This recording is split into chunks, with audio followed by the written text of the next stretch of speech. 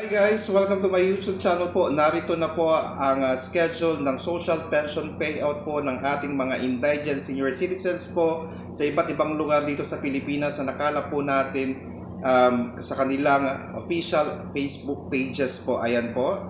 So umpisahan na po natin sa June 19 to 20. Nandyan po ang San Nicolas, Pangasinan, April to June, second quarter po ito. Sa June 21 to 22 po, second quarter payout po ng Calatagan, Batangas. Sa June 24 po, People's Park, Mariveles po. So sa ating mga senior citizens dyan, pakicheck na lang po ang inyong mga munisipyo para po makita po ninyo kung kayo po ay kasama sa payout po. Ayan. Sa June 16 to 20, Cananga, Leyte. Ayan po. So sa ating mga senior citizens po, magdala po ng ID para po ma-confirm na kayo po talaga ang kukuha ng inyong social pension.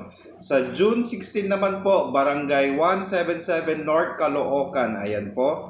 Sa June 18 to 19, 2025, City of Ilagan. Ayan po. So kung may mga information na po na pino-forward po sa inyong mga barangay, i-check na po iyan. Sa June 18, 2025 po, sa Dongon Gym, Southern Leyte po. Ayan. So narito na po, na-mention na po natin ang ilang mga schedule para sa social pension ng ating mga senior citizens po natin. So, para po ma-confirm na kayo po ang kukuha, siguraduhin po na magdala po kayo ng valid ID. Kung wala naman po kayong mga, let's say, driver's license o kung ano man pong ID, senior citizens ID, okay na po iyon. Okay? Para po ma-confirm, ma-verify po nila na kayo po talaga ang kukuha ng social pension po ninyo. Again, ang makukuha po natin 1,000 pesos per month na social pension po. Kung April, May, June yan, so may marireceive po tayong 3,000 pesos galing sa ating gobyerno. Ayan po. So please do not forget